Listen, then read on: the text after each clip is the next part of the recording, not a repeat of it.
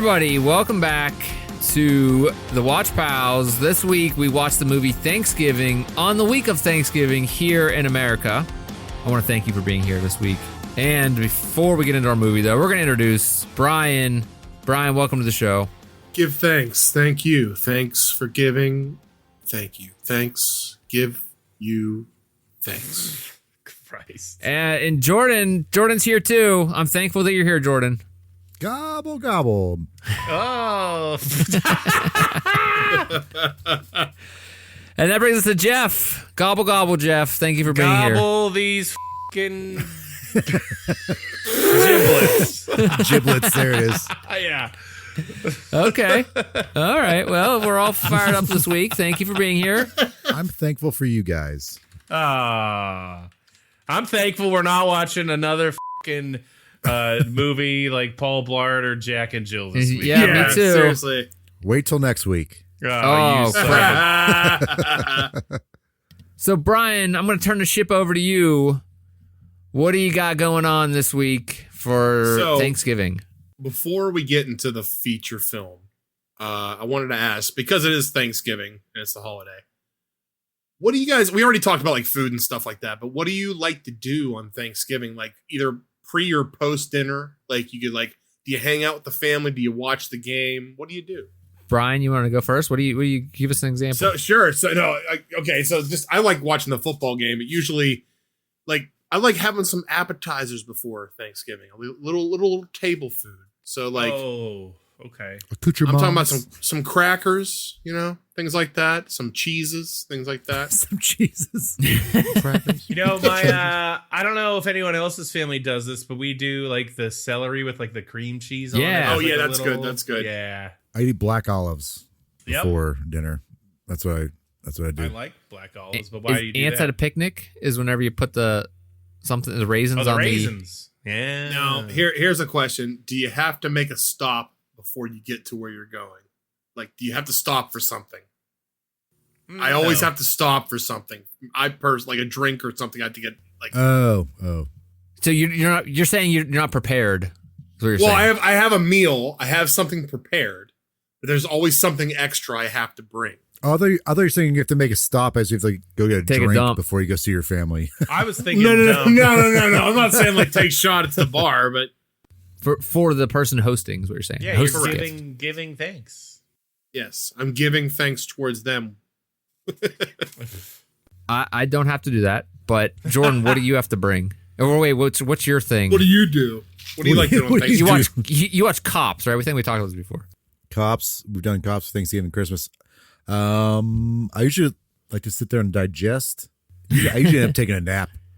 Okay. Honestly. Oh, one of those guys, huh?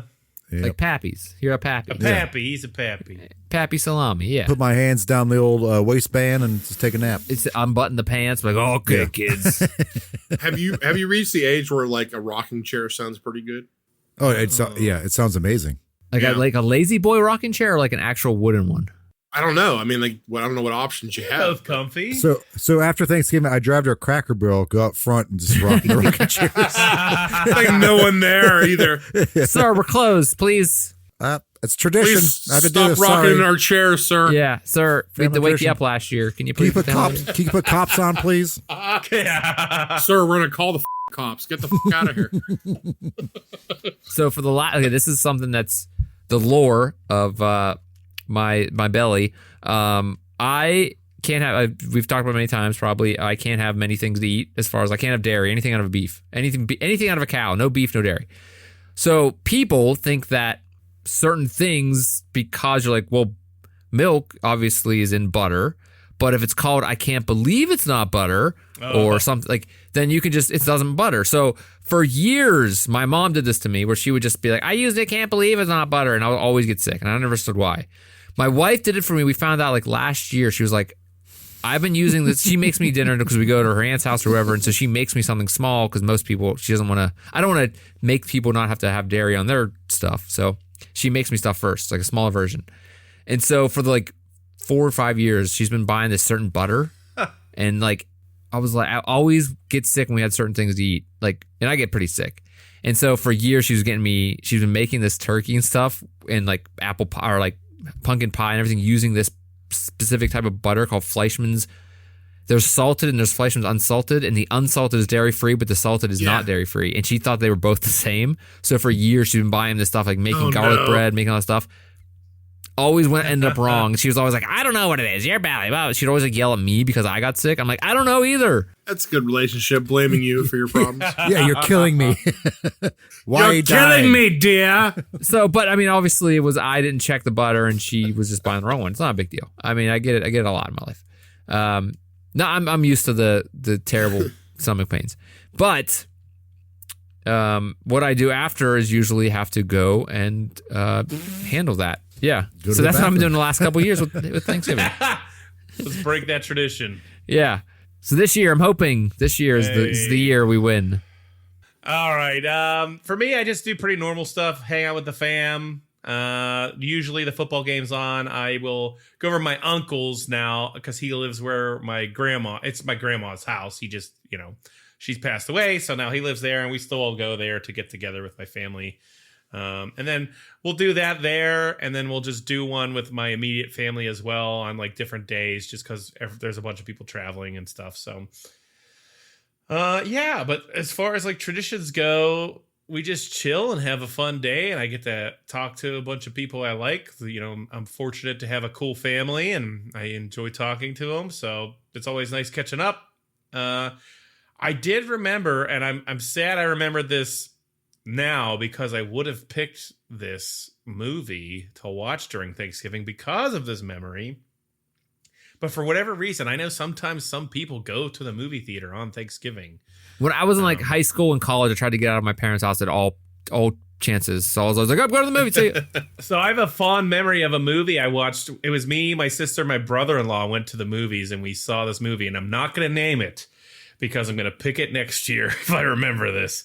But yeah, so we did that once, and it's funny because it's not a tradition. And it's not something we do every year at all. We did it literally one time, but that Thanksgiving sticks in my memory just because it was so absurd that we went to go see this film. So, well, it's funny you say that because isn't that like part of the premise of this movie? Like the daughter gets out of the house to go watch a movie with her friends. Oh, good segue. Here we go. So Brian, you want to lead us down the path in Thanksgiving? Yeah, let's get into this movie. So actually, and before, I know we talked about this at the end of last episode, but one of the reasons I picked this movie is because I really like this director, and he did a few horror movies I liked. He did Cabin Fever, which I know you saw, Chris. Hostel, a couple of those. I was trying to think of other ones he did. Green Inferno. Inglourious Bastards. He was in Inglourious Bastards, yeah. Yeah, that wasn't the other guy? Quentin Tarantino. Yeah. Didn't he do like the Spider-Man movies or something? No, that was Sam Raimi, who did the Evil Dead movies. But okay, yeah, he. I always liked his horror movies, so this was just on my list to watch. So, right as we get into it, there's a lot of characters in this movie, so I'm gonna try to do the best I can with all the names of the characters because like it's a group of friends and they're always talking back and forth, and they're always kind of playing a guessing game of like who the killer is and things like that. So was this movie? Do you think this movie is set up to be a? So okay, go ahead. What are you gonna say? I was gonna say, is it like to be a? What's that word for something that's like a not an homage, but a like? Yeah, it is. It is. It's an homage. It knows what it knows what it's doing, but it's like making fun of it. What's that called? Yeah, it's acknowledging that it's this type. It's what is that? Yeah, is it breaking the fourth wall? Parody. That's what I was thinking. It's not a parody. It's more of a tribute. A tribute / not even satire, but there's just elements of this movie that throw back. Because I was gonna say it honors a lot of slasher movies from like the 80s, like a lot of the plot lines. It honors like heavily teen involved, like teen focused. Teen focused, constantly guessing who the killer is. And the kills, by the way, they're pretty brutal. Yeah, they're not only brutal, but they're very inventive. Yeah. So why don't you bring up? I actually didn't know that this started as like a fake movie trailer. Yeah. So this came out back when I forget what year Grindhouse came out, but Quentin Tarantino, like 2009, 2007. It says. Oh, that okay. So Tarantino and Robert Rodriguez did a split movie called Grindhouse, and in between the movies, they did fake trailers for movies that essentially would never come out. And one of those movies was Thanksgiving, because Eli Roth he said he always wanted to make a movie about Thanksgiving because they never did a horror movie about it. Like never like a slasher or anything like that. So he said like that's a gap that they never filled. So he made this fake trailer for Grindhouse. It's amazing. And what's funny is a lot of those kills in that fake trailer made it into this movie. They're not exactly the same, but they're like around the same.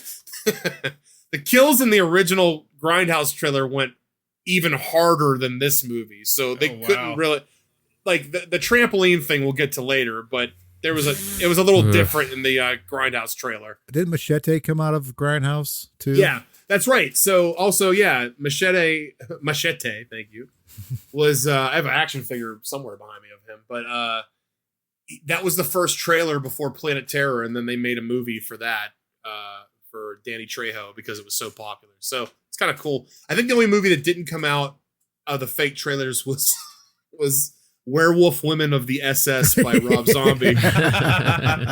So we'll see if that ever happens. I have no idea someday. what you're talking about. Look it up. So, all right, let's get into this movie. So I'll put out there, this movie made a $15 million budget, made $46 million at box office. $15 million. $15 million budget, which is crazy considering Jack and Jill was $79 million last week.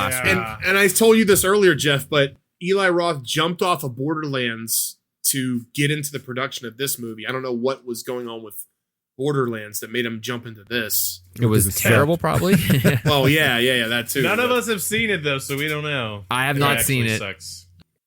So the opening shot is I think it's actually a shot for like Halloween, the original Halloween, with like the zoom to the door. But it ends up being the police officer that's greeting for a Thanksgiving dinner. He's kind of like Patrick Dempsey. Thank you, Patrick Dempsey, famous actor that's been around since like the 80s. Has he ever done a movie like this before, though? I don't think he's ever did a horror movie. No, he was in Scream. He's one of the Scream movies. He's a killer. He's one of the killers in one of the Scream movies. Which one? I didn't even know that. Must have been one of the later ones, I guess. Like 3 or something. Never seen him. Yeah, not the newer ones they've been doing, but he's in one of like them. the middle Scream movies. Yeah. So wait, because he's usually in like meet cute movies and stuff, and whoopsie doodle movies. He's like a Scream 3. Thank you. Yeah, that's right. He was Mark Kincaid, Scream 3, 2000. He's usually he was a cop in that too. A heartthrob. But he's running into the guy that owns this house. He invites him in. He's the I don't know if he's the manager of this store called Right Mart. He is. He's the manager. Hold on. Real quick, I'm looking at Patrick Dempsey's IMDb, and I was just scrolling to see if I knew anything else. He was a voice on the Super Mario Brothers Super Show. What? Wow. That's cool. Guess what he was, though? A Goomba? He was the plant. That's what he said. Okay. All right, anyway. So sorry. that's okay. That's all right. So he's a police officer. He invites himself in. He's walking in saying hi to everybody. He says hi to the wife, who is also another famous actress, Gina Gershon. Showgirls. Showgirls, among other things. And they're just kind of like just getting ready for a Thanksgiving dinner. And then we cut over to another family shot of a dinner table, and it's kind of like a fancier house. And it's the other family. So I believe her name is Jessica. So her dad owns the store Right Mart, and it's kind of like a Walmart knockoff. Yeah, Walmart. Yeah, and basically, so they're cutting back between these two families, and it's like the manager. It's the night of Thanksgiving, so they're gonna have the Black Friday sale, right? So the manager is getting ready with his family and having the dinner. The manager's having the dinner with his family, and they're cutting to the owner of the store and having dinner with their family. Her dad, I hate Which her one? dad. Oh, yeah. Her dad. The the owner. guy with the Must be mustache? hateable. Whatever. Yeah. He's like a slime ball in everything he's in, isn't he? He sucks to look at. I don't want to look at him. He sucks to look at. That's terrible. I actually like that guy. I think he's hilarious. No, you don't. Yeah, I do. No, you don't. But Man, I hope he doesn't listen to this. Okay, yeah. hey, if he does listen to this, hey man, I got your back 100%. I think you're so. I don't. At the end of the credits, they do a funny thing with them at the Yeah. end of the movie. I don't know if you guys saw It was that. like, they a, it was did, like they a did. blooper, a bloopy. So the manager of the store gets called in because somebody called out. So he gets called in. The kids are getting ready to go see a movie to ditch Thanksgiving dinner. And they keep cutting back to the front of the Right Mart store with this Black Friday sale. And you can see people already getting off. Oh, that's a good question, guys. Have you ever went to a Black Friday sale? Oh No. my God. God, no. I don't think I ever did. I had to work them for like 15 years. It sucked. Because you were at Apple, Oh, right? jeez. I was at retail for 15 GameStop. Oh, years. okay. GameStop too, yeah. And it was the worst ever, and I have done my best to never go out ever during that. And I have sympathy for anyone who is working any kind of retail. a lot of the stores are closed now. Like, Yeah, they don't do that anymore. But this movie made a great point. It's like, oh, Black Friday starts on Thursday now, right? Everyone's trying to get the jump on everything. It's like, oh, like and that's a reason I actually thought this movie was really clever about how the reasoning for the killer and everything. Come on. Oh, come on. What else? How else are you going to get around it though? That's the thing I don't like about this, but then I realized what I was watching halfway through. I was like, this is so dumb. Because they were like, okay, yeah, those memes of people like, charging the doors at stores on Black Friday in America. Americans are the worst. Like, I get it. No, they're not. No, they're not going that far. Like saying American. They're not saying American. They're saying people. People Consumerism. Consumerism. But it plays off of the meme that is all over about America on Black Friday because it's an American holiday. But if you're going to frame something around, well, okay, so I'll throw you this real quick. The original plot line of the Thanksgiving, like the fake trailer was apparently a guy, like a kid, banged a turkey at a turkey farm. And the family took the turkey away from him, and then he killed the family. And then the killer came back years later. And then they were like, yeah, we can't do that for a big budget movie. So, that'd be awesome. That'd be way better than this. well, that's what I'm thinking is when I saw this, I was like, okay, we get it. It's a meme. It's funny, hilarious. Like, I wasn't saying it because like it's an American thing. I'm just saying like, Right. okay, we get it. It's like, yes, but most of those were staged because we found that out. It's stupid. But like, then I realized like halfway through, I'm like, oh, I know what I'm watching. This is like, I remember Jeepers Creepers. I remember the Final Destination. This makes total sense now. it's a horror movie. It's supposed to be like a kind of like a fun house atmosphere. That's why I asked if it was a parody because of that. Right. Okay. Okay. True. Yeah, So that's why I was there is. asking that. It's campy. It's campy. Yeah. So. yeah. The idea of going out on those nights when that was a big thing. I know it's not as much anymore now, but like I'd rather pay full price than deal with the crowd and deal with that bull. Oh my It's just God. Oh, for sure. Dumb to me. Yeah. Like, why? I'm not saving. It's not worth saving a couple $100 like to deal with something like that. And I don't watch a lot of campy stuff, so that's why I was like, Okay. had that reaction to it. That's My fine. parents still tell me about how they try to go out and get the Cabbage Patch doll. I camped out for the what was it? The Wii, Yeah. the Nintendo Yeah. Wii, and I camped out for a PS2. I walked into the store in front of the line because I worked at GameStop for a season to get the Wii, and I just walked right in. All these people were like, "What the hell?" And I walked right in before they opened and walked out with it. And they were like, "We'll give you money for it." I worked at GameStop when that came out, and I had like a gaggle of mothers every morning watching me like unbox stuff. Did you get it? Did you get it? Did you get it? You're like, And I was leave just like, me oh alone. my God. Leave And me then alone, one was nice to me, and she was like, bring me a coffee. And then she got a Wii. So She's like, "Hey, you want to see some things? I'll teach you some stuff, kid." jeez. I was like 18 or 19. I wasn't that young. Well, Yeah. Well, Chris, I was Chris's boss there. yeah.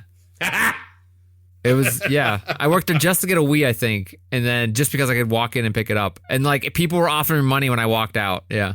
All right, where the hell are we? So Black the Friday, people- they're waiting. Black Friday, people are piling up. They're getting because they're sitting at the gates, and the security guards are trying to keep them back. They're like, "Come on, folks, just take it easy." The one guy actually made me laugh. He goes, "It's a holiday," something like Yeah. that. So they're just kind of like chomping at the bit. Everybody's swearing at each other. The kids end up going to the store. The teenagers group. It's a typical group of teenagers, which is like the most Unlikable. They're extremely unlikable people. Yeah, but they do that on purpose, you know? unlikable, but it's like the most parody version of them, of a teenager. Like, teenagers aren't like this. This isn't teenagers. They don't talk Right. like this. caricatures. Right. It's like the jocks and like it's not. The jock is obsessed with like getting like his phone and being on social media and like recording everything. He got in a fight. His phone broke because the next town over was like Hanover or something like that. I think and that kid's there too, by the way, because he comes up later. So there's a kid at the lead gate. He has like you can see he has like a black eye from the fight. They see each other as the teenager group is going. The main friend group is going to the back of the store, sneaking in past all the people because well, not sneaking. The girl's dad owns the store. They're just walking in, employee. Right, they're walking. Right, but then the people notice that the kids are in the store before everybody else, and it drives the crowd nuts a little bit in the front. So when this happens, the main jock, he starts like taunting them. He's like lifting up products in front of them and stuff like that. And the kid that he got into the fight with steals the bullhorn from the cop and says, Patrick Dempsey shows up. Yeah, Patrick Dempsey trying to maintain order with the security guards. They go and lock the doors because the crowd's getting unruly. And the crowd starts breaking the guardrails and rushing the doors. So they just are just like, compressing the doors and pushing each other and like, just punching each other, punching the doors, trying to get in. They're finally like, go and lock the doors. So they tell one of the security guys. So this is a point where like all these people come together because the lady from the opening, her husband, who's the manager, she shows up and like bringing them food. The kids are in the store buying the stuff that they want because the one kid wants a phone. You have the one kid, the tall guy who's like the boyfriend later of Jessica, I think her name is, like he's out in the crowd. So it's like this big web they're tied. They're getting everybody in this big situation that they got caught up in because it's going to culminate the reason that things are happening later. Right, and it brings together like I think the one thing this movie does good is it leaves you questioning who done it. Yeah, that's the only reason that kept me actually watching because like I was. Like, I don't know, this is so stupid. Like, I'm not a campy, like, whatever. But, like, it made me, because I was wondering, like, who the hell is going to be the one? Like, how do they wrap it all up? Sure. But it's because they put all these people together, which brings them up later and connects them to this web. The reason that this goes down. So, basically, the people break through the door. They crush poor Doug, the security guy. As soon as that happens, when it's like, man. I was like, oh, this is definitely a horror movie, like for sure, because like they don't go easy on this. No, this dude. Then from then on out, like the kills are insane. The one guy walks into the glass. That cracked me up, and I'll tell you why. Because so the store is offering the first 100 customers get a free waffle iron. And they're all piled up, so everybody's rushing to get one. And the guy, as you said, he walks through the glass and cuts his own neck. So he's essentially just like. He's done. He's bleeding out. Yeah. And he's like half dazed and he runs over and grabs a waffle iron and then just falls over. And someone just one lady grabs it off him. Yeah, they steal it off him. Everybody's just punching everybody else. They're just attacking everybody. The wife of the manager gets caught up in the mayhem, basically. She gets her head slammed by a shopping cart. Yeah, so she gets knocked over on the floor and she's crawling toward her stuff or just going to get out of the way. And two people are rushing shopping carts to one another and just crush her head. And she's kind of knocked over and they're pulling their carts away and the skin from her head is still attached to the cart. So it pulls off her hair. Her hair, yeah. But it's tied up enough that it pulls off the top of her skin of her head and shows part of her skull. So she's done. so she did. Don't gloss over the football player's arm either. Oh yeah, that's right. Oh, not football. Baseball. He's a pitcher. He's a pitcher. Whatever. So yeah, the pitcher Bobby. He's the boyfriend of one of the Jessica. Thank you, and who's the daughter of the owner, right? Yep. Yeah. So he goes to help out the security guard who's getting crushed by the door, who's still alive and grogging like He gets tripped up and someone crushes his hand. Did they step on his hand? Was that what it was? But his like elbow goes backwards and like twists. His chances, like he had a whole career ahead of him of being a college. Yeah, he's done. Well, they call him the golden arm or something. Right. So his arm is toast. Patrick Dempsey, the cop, he rushes in. He sees the wife on the ground. He sees all this mayhem, puts his gun up in the air and shoots, like, everybody stop. Cut to the opening title scene, and we cut to 1 year later after all these events, right? It's worth saying that Thanksgiving was all bloody too. It looked really cool. Oh, wait, also the one jock is filming everything. Yeah. The main jock that was taunting everybody is filming with his cell phone all this stuff, because what they lead into after the title card is there's a this is messed up, but he put a YouTube video up of all the highlights and like made just like all these highlights. But the thing that made me laugh in that video was the RIP to all the victims. Yeah. It's like it was like real RIP. like Jerry Springer, and then it was just like RIP to all the yeah, victims. he's such a about everything in the video, and then he's like RIP to the victims. But they're in that room that they're showing this. It was on a laptop, and there's like news clippings of all the deaths at this store and things like that. There's also protests happening in front of the store with the manager saying like they shouldn't reopen the store. People died here. They don't even release the camera footage from the store. They said they lost it. That's unbelievable. Security that kind of camera, yeah. Yeah, so there's protests happening. The news is covering it. It's become this big thing in the town. So they go over to the diner where the Patrick Dempsey is talking about just like getting ready for Thanksgiving again. They got the John Carver masks ready for Thanksgiving. So it's basically like what the killer wears throughout this whole movie. It's like a little, it's not plastic. It might be plastic, but it's like a little wrapper because it melts later. Oh, that's right. When he puts it on the thing. So yeah. It's just a little plastic mask for John Carver, who was one of the pilgrims coming over for Plymouth. So they're just showing what the teens have been up to since a year later. The main jock guy, he's got his video up, but I know that the other teens are like embarrassed by it. I think he took it down, but it gets re-uploaded or something. Somebody keeps re-uploading it, right? They keep putting it up. They're also like doing a pretty good job because like when that whole thing happens at the Walmart place, Right Mart, yeah. Right Mart, the husband sees his wife get killed and he like loses his mind. And then when they show the deputy, he's kind of not like he's kind of a yeah. He's like new to town, so they're like putting all these red herrings out there of like who possible killers right. They're are. giving you options of like who Yes. could be the possible killer, right? Yeah. They go over to the rich family, the owner of Right Mart. They're going to film a commercial at this John Carver house. Like it's like a rustic house at a park. So it just got wrecked completely. Like it just got torn apart and somebody graffitied Fight Mart onto the walls. And not only that, but they stole the John Carver axe from the wall, which is like the old school axe that the killer uses throughout the whole movie. There's like some tension I should mention real quick, like because they call back to it in scenes about the father and the daughter with the stepmother. The stepmother kind of came in the picture like after the fact, and it's always been a point of like between like the father and the daughter. They never really talked about it. Like she misses her mom because I forget how she died. I forget. I don't know if they did they. She has like a bracelet with her mom on it on her. Yeah. I don't think they mentioned how she tries. Yeah, I don't But know if it's like a point of thing between her and her dad, like never talking about it. Like the stepmother always makes it like she kind of makes herself the center of attention at most things, or like butts herself in. Then they go over to the diner where all the kids are hanging out, and you run into some of the people that you saw at the Right Mart that were like, you know, like some like the lady that wrecked a cart into her head. She's one of the waitresses at this diner, and they're just kind of talking about the events. But also, since the last year, the guy that hurt his hand, the baseball player, Bobby.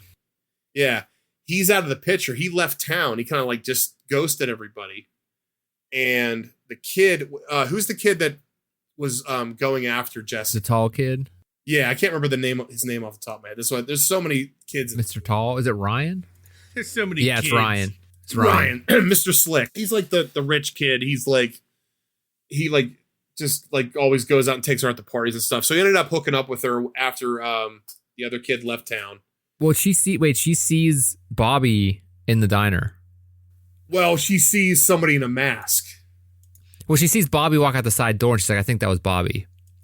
Well, she like thinks it was Bobby, that, right? Yeah, before that. Oh, before okay. what's his name shows up. That's right, but someone was staring her down in a John Carver mask. They're making an assumption that Bobby's back in town, probably. Bobby's around, and he could possibly be the killer, right? So, or something could be going down. So, Later that night, the waitress is finishing up the cleaning up the diner herself, and she sees a John Carver mask laying on the diner like table. So she just kind of grabs it, puts it on her face, like ooh, like messes around. And this is where the movie starts really ramping up the action here, because John Carver shows up, or well, the killer shows up in a full John Carver mask, and he starts attacking her. He knifes her hand. He tries to drown her in one of the tubs. So her face, I give this woman an award for that drowning face. It's so good. She just like hammed it up so hard. She did a good, like, even, I don't know if that was her later in the movie or if that was just a dump, like her just sitting at the table. But if that was her just making that face, it was great. Yeah, probably. But anyway, so she gets knifed in the hand. She gets almost drowned. And then she gets thrown against the freezer door. And her face and hands get stuck against the freezer in great detail.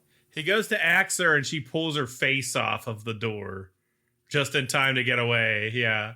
Oh, and it shows everything. So she's in the back office trying to use her phone to call for help, but the skin off her fingers is all gone. So she can't it's all bloody, and she's like pushing. Oh yeah, it's on like the juicy. screen. It's all juicy. Yeah. And then her Face ID doesn't work. Yeah. So she tries to sneak out the back, and then she makes it to the or she gets her purse, makes it out the back door, and gets like to the back dumpster. Oh God, yeah, God, this is bad. Gets to the dumpster, but then a car in front of her hits the lights on. She's running towards the dumpster, and the car speeds ahead. It's her own car. She couldn't find her keys. The killer grabbed them out of her purse preemptively because he knew she would try to leave with it. Okay. And then he guns the car toward her and just rams her into the dumpster and just cuts her in half. And the other, like, half of it goes flying into the dumpster. It's pretty brutal. The first time I saw that, because I actually saw a clip of that before I watched this movie, I was just like, holy like. And then you got to say what he did after that. Yeah. Oh, yeah. So he took the lower half of her and he put it up on the star in Right Mart, like sitting on the top of the star. I like how they have like the blood streak as it came down from the top. Like thinking, like, how did it get there? Yeah. That little detail of like, oh, it lowered it down. The next scene, they go over to the school, and the lead jock is like, he's getting a finished report from a nerdy kid. Like, he's like, he owes the nerdy kid something already from a previous report. You forgot back when they were in the restaurant, they get tagged in a video for John Carver and has it's like a place right. setting. Oh, I thought that was going to happen next. Okay, so John Carver says the table is set. So John Carver, the killer, has made an Instagram account. He's made one picture. It just has like a Thanksgiving table, and it has names on the table, and it says the table is set. They don't see their names yet, though. They didn't realize it's like a far shot of the table at this point. Because this comes up whenever he's talking to the nerd. He shows him the picture on Instagram, and it's like the stupidest line. It says slashing everything in half at Right Mart 50%, and it's like it's a picture of the So I mean, like, it's so dumb. It's funny. It's like, I mean, it's the half of the body sitting on the star. There's a line that comes up later on one of the pictures because you have to zoom in to see it, but it says like white meat, dark meat, all will be carved. And that was a line from the original fake trailer that they'd stuck in there. I thought was pretty cool. But yeah, so they got a shot. The cops are looking into it. They got a shot of the killer looking like John Carver. Like I said, we saw this guy on the roof putting the legs up there, so we know what he looks like. He's like this killer in the mask. So the kids are all nervous because they're starting to see at school more posts from John. And the one kid cracked me up because he's like, I'm just going to DM him back. Like, come get us, motherfucker. She's like, no, don't do that. Let's just like take this easy. And then they run into this guy, McCarty. The arms guy? Yeah, that he's the local guy that runs he's the son of the weapons store owner. The metal dude. The metal dude. And he runs like local parties and stuff. And he runs into the kids. He basically says, oh, and they all have like super Boston accents because they're in, Plymouth, Massachusetts. But he's like, they're like, what are you doing around here? You're selling guns to kids at school, man. That's messed up, man. He goes, no, I'm not doing that. I'm selling alcohol. He's like, if you're going to make my party, make sure you get a ticket early or whatever he said. I forget what he said there, but he said, go to the party. It's the only place you won't get killed. Yeah. Only place safe in town. So this is when they find out their names are on the place settings in the table. picture. Yeah, So they have and a then he place shows at the up. table. But this is like an example of these movies that drives me nuts is like the incompetence of, and this is just part of this genre of movies, the competence of the authorities to handle any of this crap is insane. Right, but if you had advanced forensics, it wouldn't be an entertaining movie. Well, that's what I'm saying. Like, this is what drives me nuts. It all comes together, though. It all comes together. It does in its own way, yeah. It's stuff like that. I was like, I never liked horror movies because of that reason. Like the authorities are always inept, the adults are always inept. It's up to like the kids to like figure stuff out. That always took me out of these movies. I've come to embrace it, but yeah, originally like I was like, the choices made are just like so dumb. Yeah, so they dumb. always put the dumbest, most overweight, just crappiest, most unathletic officer to protect people at night, and like, oh, I'm going to stay here and protect you all night. And they always like, of course, this person can't take anybody down, which happens later on. Yeah, that's what I'm saying. Movie, like, to be honest, dude, that probably would happen in real life. You have some serial killer coming after you. Yeah, hey, but get wait, that then on he's guarding that really buff dad though, and he gets taken down too. So real quick, I can sum up the next couple of scenes because the Jessica runs into I'm just gonna call him Patrick Dempsey. Patrick Dempsey's like, "Can you help us along in this case?" She's like, "I'd be happy to." She runs into Bobby outside, who's back in town. So they have a little talk outside, and they're just like catching up. She's like, "You ghosted me." He's like, "I had to, like my life was turned upside down. I'm so sorry." He's trying to apologize, but then as they're walking over to the police station, they run into the other boyfriend, Mr. Rich Kid. And Bobby didn't know that yet. He's like, yeah, that was a little awkward scene there. He's like, "Oh, Ryan's coming. I'll get rid of him." And he comes up and kisses her. And he's like, "Uh-oh." Can we pause for a second? Who do you guys think the killer is at this point? okay. Okay. I thought about this too. I was still guessing because I know they're not going to make it so obvious, right? Right. Like, Sure. that's the key. So I didn't know. I wasn't sure at that point. I didn't think it was Bobby. I didn't think it was him at all. No. So like I said, that they laid the foundations for red herrings. Mm-hmm. It was the manager at the store because his wife got killed. It was they kind of allude to her new boyfriend being the killer. I agree. And there was one other one that they did too, and I can't remember what it was off the top of my head. But So obviously said Bobby. That's another one they probably could allude to because he just came back into town. The new Bobby sheriff. he was gone for a year. He had a motive. His whole future was, Chris, you're right. The new deputy.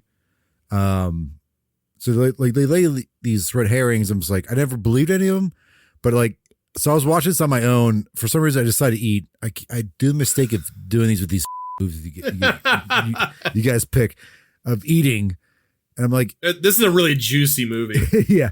I grilled out last night. Some sausage. I smoked ribs for 5 hours. They made hot dogs and hamburgers. Man. So when I grill for like the week. So I'm like eating a hot dog and hamburger. I'm eating it. I'm like, this is a horrible thing to watch a movie and eat. And It my is. partner Kelly comes in the room. She's like, she's in and out like watching the movie. She's like doing other stuff. She's like, she called who the killer was very, very early on, like within 15 minutes. But I was like, no, there's no way. No, there's no way. Did you think it was? Did you have any thoughts that it could be the stepmom at any point? No. No. I thought she was just too goofy. I don't know if this is intentional, but like when the John Carver character was killing people, he looks like, not he, but like the stature of the person looks small. Yep. The build, And right? the bill was small and thin. I thought about that. Yeah. So I was like, oh, maybe it's the girl, the main character, Jessica. Like maybe she's the one doing this, or maybe it's her new boyfriend doing this. So like that, I don't know if that was intentional that they did it that way, but like it threw me off. Because a lot of the red herrings are small and thin too, right? They don't fit the bill. Sure, So. yeah. But who the killer ended up being, I was like, oh, didn't fit the body stature of this person. I don't think. I'd be wrong, but I don't think they ever have him right next to someone you could. I guess they do at the beginning, especially like there's like such a like very indicative, like, okay, this person's definitely shorter than this person, like that type of thing. But I guess they kind of do throughout the movie. But they did the same thing in the Scream movie where he gets knocked out and you think, oh, he can't be the killer. Right. And he's a killer. Sorry, jumping ahead. Did the exact same thing. So, all right, sorry. It's okay. Well, it's good to talk about this stuff. This is horror movie therapy. Horror movie therapy for your Thanksgiving family. Yeah. Watch it with your family. Next victim's coming up. They show the killer's apartment or whatever he's in, and they show the security guard clippings. And this poor guy, I mean, like, granted, like, yeah, technically he's at fault. So I started to notice in this movie, it's like, you start to notice the pattern, like, oh, they're setting up that all these people are guilty of something, right? Sure. Like the security guard is guilty of not doing his job properly. This guy's I think this guy's a comedian in real life. Well, yeah, I think he is too. But this guy ate it pretty bad. So he's got his passport. He knows he's like on this list. Basically, he's like worried. Yeah, he's trying to beat town. Yeah, yeah. Isn't he trying to go like Dominican Republic or something like that? Yes. Yeah. He gets a baseball bat. He's basically screaming out because he's scared, and without even a blink of an eye, he catches a what the hell's that thing called? The stirrer, the mixer.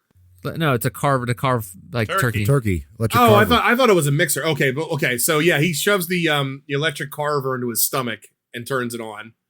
So he's still alive. He's like panicking, like, doing the whole like thing, walking around the apartment. So Carver shows up. He does the hitman like wire like thing around his neck. Yeah, the piano wire. But this is like, really advanced piano wire, and like pulls it over his back and literally decapitates the guy. It's like a Mortal Kombat fatality. Yeah, it's it was like whoa. there was so much blood coming out of this guy's neck. It was like, wow. But again, like the guy he killed is much bigger in stature versus what they were showing Carver. Like, you think it'd be like one of these teenager kids doing it. So like, again, it's like a.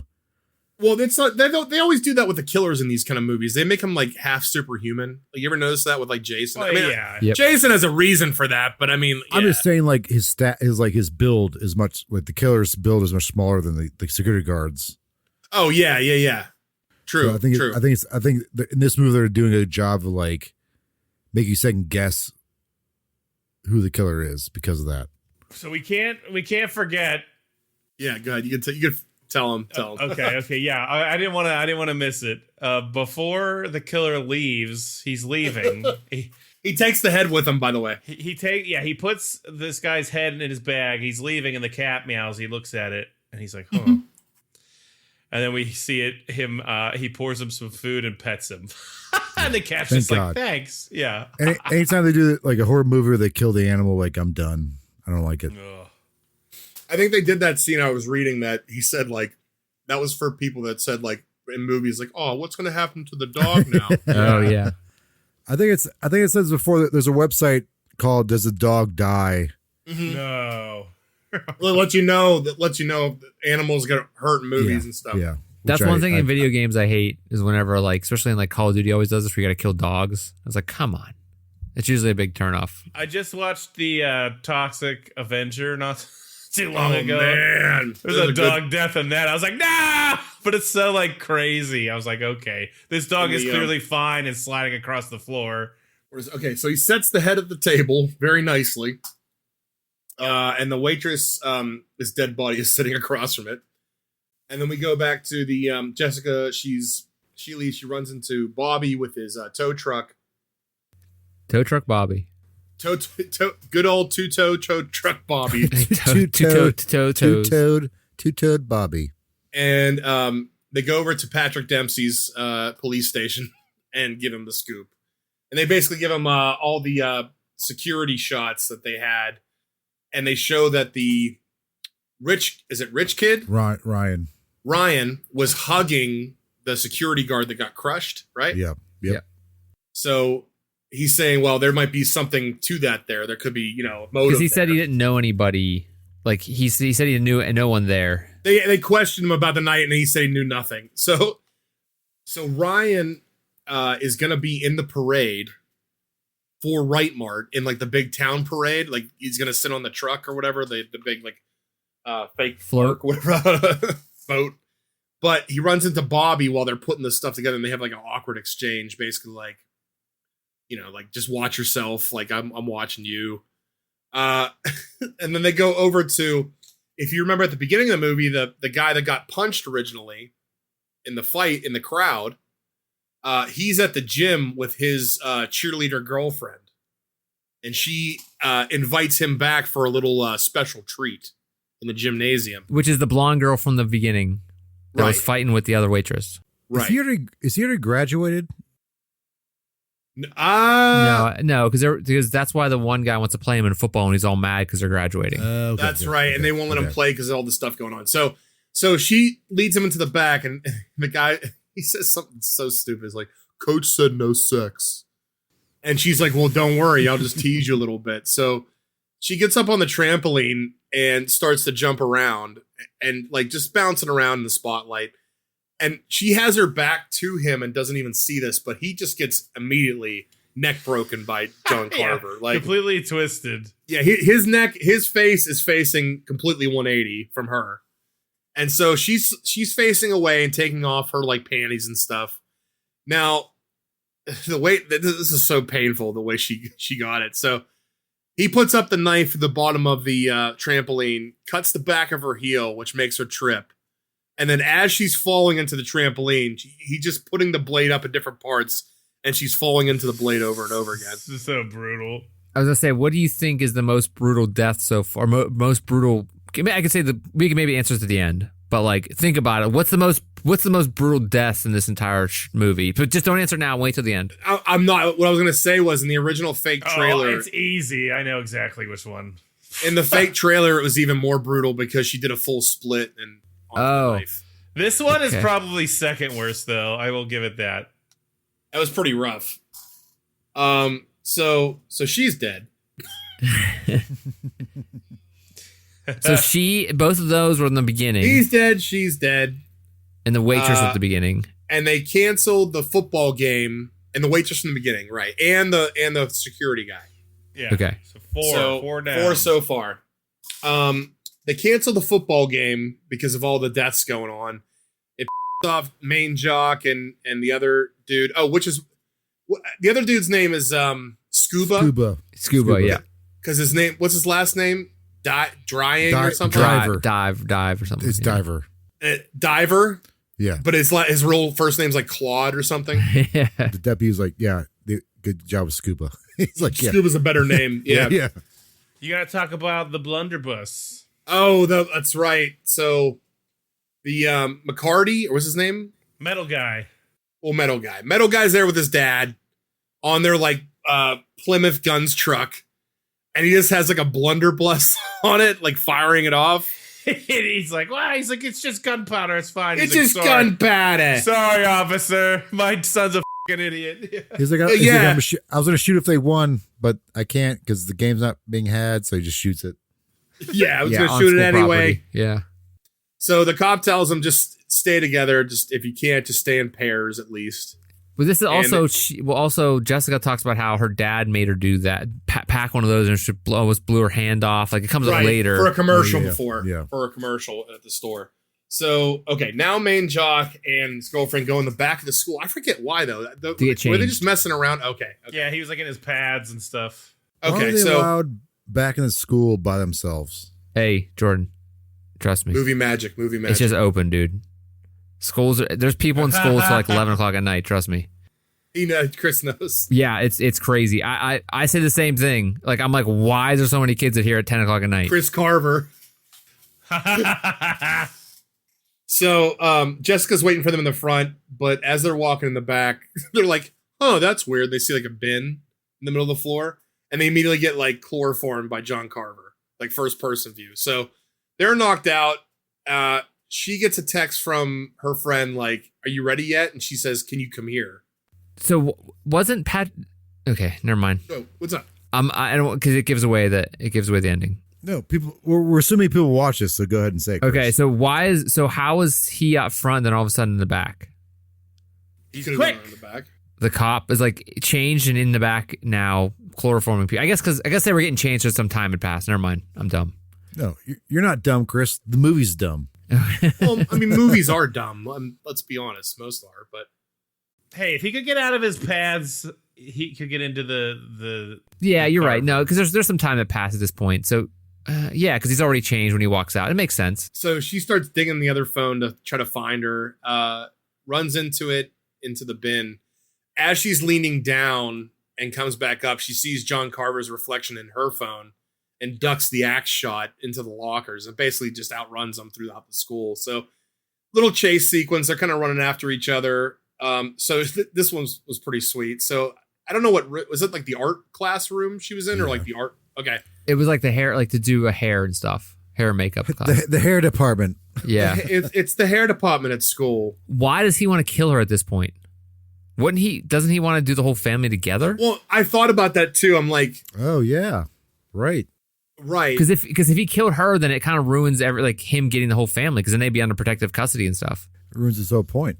Yeah, like why would he even want her to come back? That's just why I don't understand, like why he said come here, like if he wants the whole family at the same time. That's just it. Like if that was the motive, but like, again, like he's putting dead bodies at the table too. So Well, he's using them as like bait too. Like it could have been anyone, right? It could have been anyone. like I this guess. guy's clearly not thinking straight because he's putting dead bodies at a dinner table. But I'm just No, you're saying right. that. No, but I know. So okay, so she ends up so in this art room. He's searching for her, and there's a bunch of mannequin heads like all over the tables. So she has a smart idea to like duck near the mannequin heads and stay still so so her dumb. hair blends in. And she ends up going for like a pair of scissors and ends up knocking over some hairspray. And when John Carver hears this, she hairsprays him in the face and runs out. And this is when she gets out and runs into the cops again, and they give like the recap. And it's Patrick Dempsey. He's like, what did you see what he had on? Did he have the John Carver mask on? So Well, so wait, whenever she's outside though, she's sitting in the car, she's like freaking out. Patrick Dempsey's talking to her. yeah, Like, but he's changed again. but like also his eyes are fine. Like he's, he just got sprayed in the face. Like with, True. like, True. it doesn't, I don't know.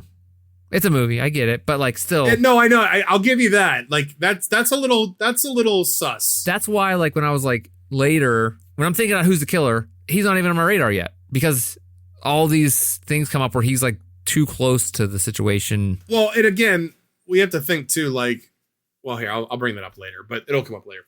So the cops, they decide like the cops aren't doing anything. They're going to go to McCarty's metal guy. Gonna go metal guy's house for a party and get like some weaponry. You have to talk about the kids at the door. You can't cross You mean over them. wait, you mean the ones that show up for the Yeah. party? He goes, Julia gets picked up from her dad first, and we're going to Florida. Right. was that They don't get a gun that's yet. right. That's right. So she gets pulled out of the group because the dad takes her away and says, we're leaving, we're going to Florida because everybody's getting killed or hurt. So she's pulled out, and then Scuba and Jessica go to Metal Guy's house for some weaponry. Is he having a party? He's having a party. It's like the party. It's like his party of the year, and he's at the front door with the nerdy kid as his like bodyguard, which is cracking me. It's also hilarious, but these kids want to come into the party. Like, we don't know if it's any good in there. He's like, listen, I can only tell you one thing. And I'll try to summarize as best I can. He's like, Black Sabbath, when Ozzy left. Well, no, he said sometimes things end up better than you expected. Yeah, better than you expect. Black Sabbath, when Ozzy left, everybody thought it was f***ing over. But then a little guy showed up named Ronnie James Dio, and he blew everybody the f*** away. Something like that. He's like, you just get surprises in small packages, something like that. So the kids are like, who the f*** is Black Sabbath? He's like, get the f*** out of here. Get over Yeah, pelts him with like a beer cup, like a red solo cup. Kidding me? Yeah. So kicks him out, and then the teens show up and they come in, and he's showing them like the arsenal upstairs, and basically like has like Desert Eagle. I think he had like an M16 under a drawer. But then he offers Jessica a little like belt knife. Yeah. It's like a little hidden belt knife. He's like, it could be useful in a pinch. And she's like, I don't really need it. It's like, all right, well, don't worry about it. Scuba's got a gun, blah, blah, blah. Scuba's got a gun, and they head out. So they're heading out, and they're talking to the blonde girl who's going to Russia with the Russian father. And Yulia. And this is one of the cool. I think this is one of the coolest deaths. Like, I guess as far as like hilarity in this movie. Well, here's the big dumpy policeman who's like, you know, he got killed off screen too. He got killed off screen. He was supposed to be protecting, so he gets sniped. Her dad, does he get killed off screen? I don't know if he gets killed. Does he just get stunned? Well, I thought that was like a nail gun he's shooting like heads or something. But he used it later in the car though. Oh, okay. So the gun to put those guys to sleep. But these guys, I don't know if they get killed. I guess it could be both. Right. I don't know. I don't know. But so the girl's looking around. The dad's like, he runs into the policeman's body, and then he gets popped. And then they're showing the blonde girl taking out her contacts, or putting them in. Putting them in and cleaning her ears with Q-tips. Yeah. And they really zoom in on that ear being clean. You're like, huh. I wonder why. And as she comes back up, she gets 2 corn cob holders right in the ears. And it zooms in on the little smiley face on it too. That would suck. So she goes down to the ground. She's not down and out. She's still alive, but she's like hearing like the ringing in her ears, like they're doing that on the soundtrack to like simulate it. So she's crawling on the floor, and the other friends show up, and John Carver has her at like knife point. It looks like, is it a different part of the house that they're like remodeling, right? In the base, yeah. like in the main basement floor or whatever. Not the basement, like main floor. Okay, so they got like, you know, plastic wrap everywhere. There's like tools everywhere and stuff like that, tables and things like that. So he's got her at like knife point, and he's saying like, he's holding up the phone showing that the others are alive, so don't kill him or they'll never find him, basically. Right. And as he goes to make his way out, Scuba goes to shoot him, but then the safety was on. And because of that, he had the shot, but he missed it. And then he throws her right into a table saw. He turns it on with his foot, yeah. Yeah, and turns it on, and man, she just gets completely shredded. She sure does. He almost like trips on her, and she trips on it herself or something. He tries to run away. He like pushes her on it to like almost. He pushes her on it to like make his getaway. Yeah, like here she has to deal with this, so you're gonna have to help her so I could get out. So I can get the hell out of here. So he doesn't have her at the table though, which is what I was worried. Like I was thinking about.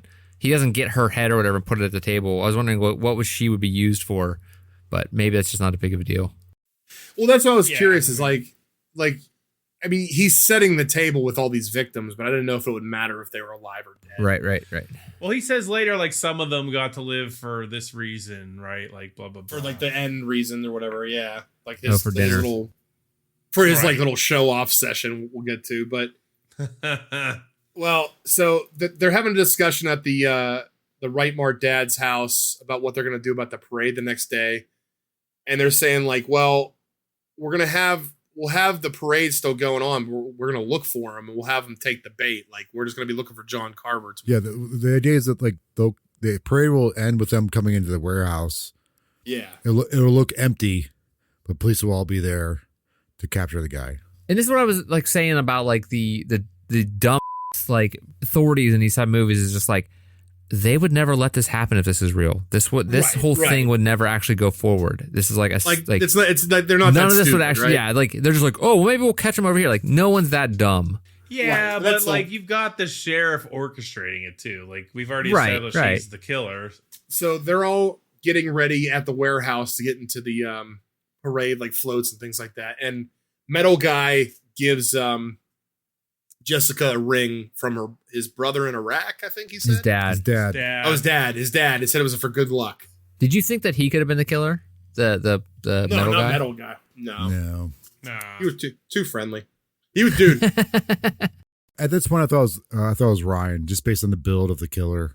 And okay. The parade's happening. That's going on the street. Metal Guy is riffing on his Plymouth guns. literally like on a B guitar. Yeah, it's like jing jing jing. It's like the most generic metal though. Right. He's like fake metal guy, but that whole shtick about Ozzy and Dio, I was like, okay, you get a little cred. You get a little pass. So Jessica's getting real nervous looking around because there's a ton of like John Carver masks around. It could be anybody, right? And then the parade comes to a halt when a bunch of protesters. This is so goddamn stupid. Well, we saw the husband of that one lady who died put the mask on here too. Right. So this is where you're like, at this point, like I was like, oh, he's not the killer because Yeah, it's too obvious. Yeah. He runs out in the middle of the road though. He runs out. He says Thanksgiving, not Thanksgiving, because he wants the store to close because of what happened.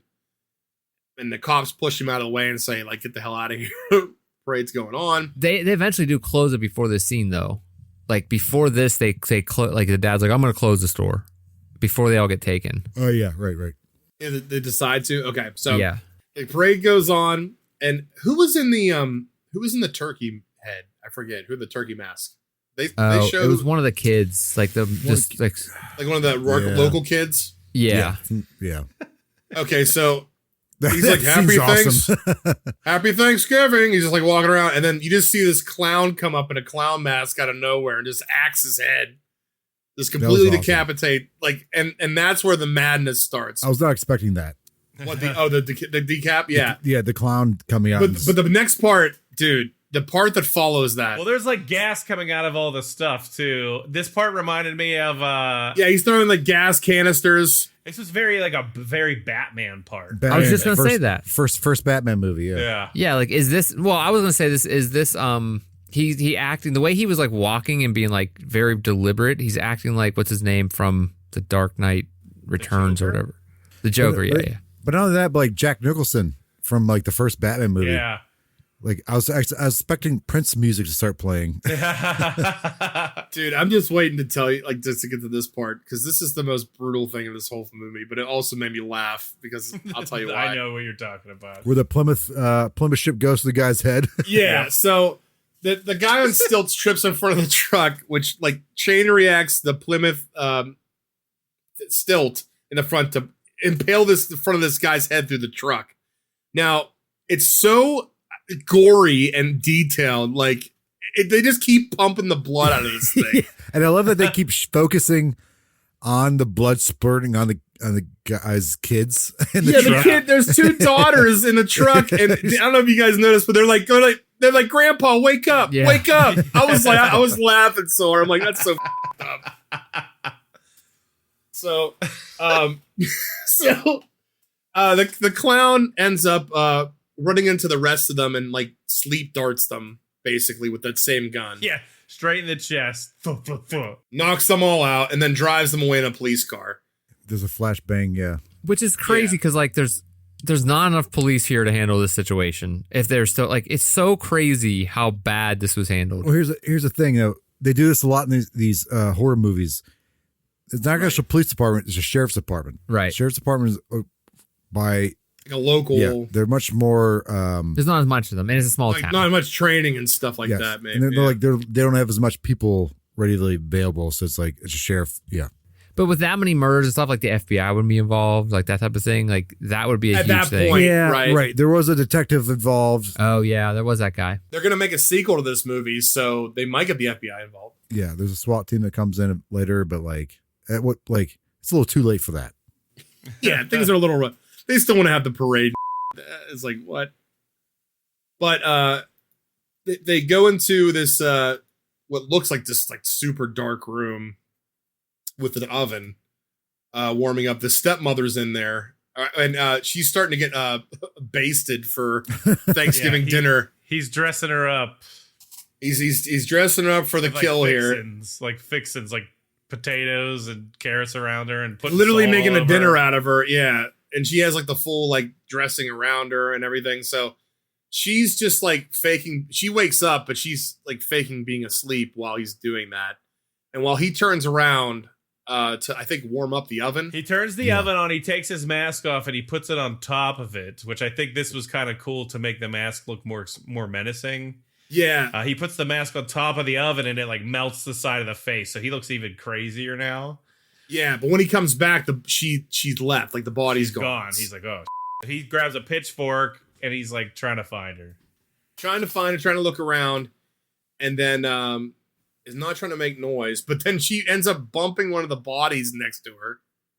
I think it was the twisty head kid. Oh yeah. No. Nobody was that?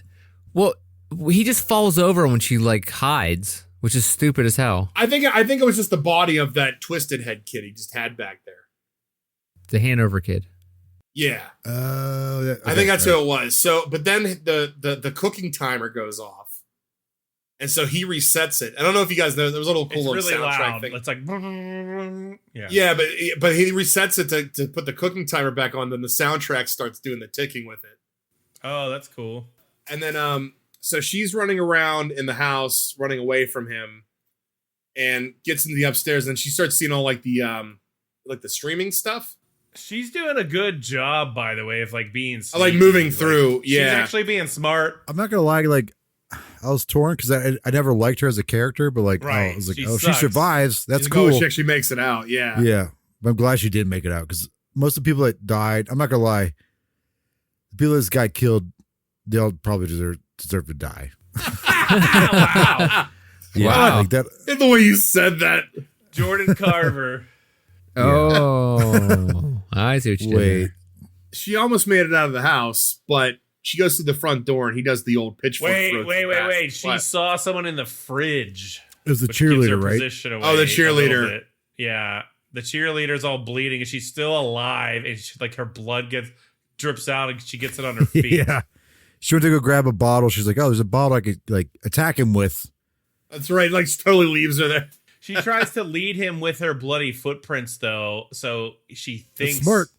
It was, and she's waiting for him with the bottle for him to come in the room, and he doesn't. He's like, "Oh, the jig's up." Yeah, he's like looking over the room and stuff. And then he puts the pitchfork right through the wall near her, and she's like, "Goes ah!" And that's when she runs. Yeah, the fact that she gets like the pitchfork through the back and he just pulls her back into the house with Drags the her. pitchfork. Ugh. yeah. And then her end, the way that this lady got it, man. She deserves it. She deserves it. So That I don't know She if does. anyone deserves that. That's like She the old deserves it. like bowl that people got boiled in and brutal. Nope, she deserves it. So he ends up cooking her like a turkey, basically. He puts the friggin' temperature checker in her. Yeah, And it friggin' pops when Pops she was out. done. which is So great. that was Yeah, so hilarious. she gets burned alive in the oven. That's some good humor right there. Cooked fully. We go over to the Thanksgiving table. Everybody's tied up. And who's still alive at this point? We got Jessica. We got her dad. Scuba, We got Scuba. We've got the lead jock. Gary, or is it Gary? Is And his girlfriend Chuck? too. And his girlfriend, too, sitting across, right? So John Carver is starting to live stream this on his Instagram. And this is whenever the cops figure out that VPNs exist. Right. So the cops are tracing down the live stream of this like table shot, this like live video. And they come into it, they get into a room, and basically it's just a shot of a monitor that's another room. So it's like it's recording another room to lead them on a goose chase. It's a live stream being filmed by a phone live streaming it out. Yes. So they go to the actual live stream where John Carver is, and he's got a little voice changer on, and he's talking to them. And I can't remember all what he says to him, but he's saying like, We're gonna give thanks. we're going to give thanks. I want to know what you give thanks Yeah, for. what are you thankful for? And he pulls off the middle of the table, and there's the stepmother. She's fully cooked, and her head's gone. Then he sticks a wine, like a wine opener in the wine girl's neck to get some juice going in the wine glass from the cheerleader. And I think the dad started puking when the table revealed. So, all right, they go over to lead jock, Evan. And he says, you're the person we need to start with first because it was your video. This is all his. I'm pretty sure this is all his fault. That's what the killer's saying, right? Yeah. So he's saying, well, I'm about to make you viral. You're going to break the internet. So he puts a phone down in front of him. He puts his head down on like a chopping block, and he gets that mallet Meat used to tenderizer. like tenderize the meat. Yeah. Now, I was thinking about this after the fact, guys. I know that's a meat tenderizer. I don't think a head would crush like that. No way. It was very satisfying because like that guy was so concerned about like breaking the internet. Well, he was a for the whole movie, right? He was. Just desserts. I'll say that. So he smashes the top of his skull completely, and not only does he do that, do you see all like the thumbs up and the hearts? Yeah. On the live stream after it happened, but then he ladled his blood into the little bowl next to it, which The I gravy thought was a nice touch. Yes. After that, he's saying this is going to be the most Thanksgiving video or the most famous Thanksgiving video since the original Thanksgiving. And now let's eat. So he freaking cuts off a piece of the mother's leg. As he's cutting the leg, Jessica discovers on that ring that the metal dude gave her, it has a little knife point on it. So she hands that over to Scuba, who cuts through the ropes in the background while John Carver's busy trying to make the father eat for the stepmother. Well, they're both out. She gets out of the ropes and then hands it over to Scuba, and he gets out too. Right. So they make a break for it, and they kick John Carver over, but Scuba tries kicking him over, but then Carver grabs the axe and starts chasing him, right? He does the same thing they do in every movie. Like, just kill him. You kicked him, he's down. Kill him. Yeah. For the love of God, just kill him. End it. Yeah. Right, so Scuba tries to fight him and then ends up getting like axed, right? He's down but not out. He's just like, and Jessica's running through the woods. Now, this part is clever, the way they handled this shot. Because when you first see it, when she's running through the woods and they show those plants and the people running past them, you're like, what the hell? Bush. Yeah. Right, you're like, why is that important? The spiny, right? prickly thingies. Yeah. So why'd they do that?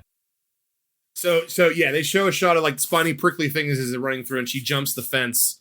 But I think she loses her mom's bracelet. No, right? It gets caught. It gets caught on it, and they zoom in on it like it held her up there, and it almost gets her killed, and then she gets almost it got her loose. killed. Yeah. That's right. But That's what's right. up with her? She lands on her ankle. Looks like she twists it, but then she's fine the rest of the movie. No, she's not fine the rest of the movie because there's a point where she's in the back of the tow truck, and the killer hits her on the foot. Okay, because she like runs away fine and like walks around later. I don't know. Now here's another like magic killer moment. This is when she gets away, she discovers that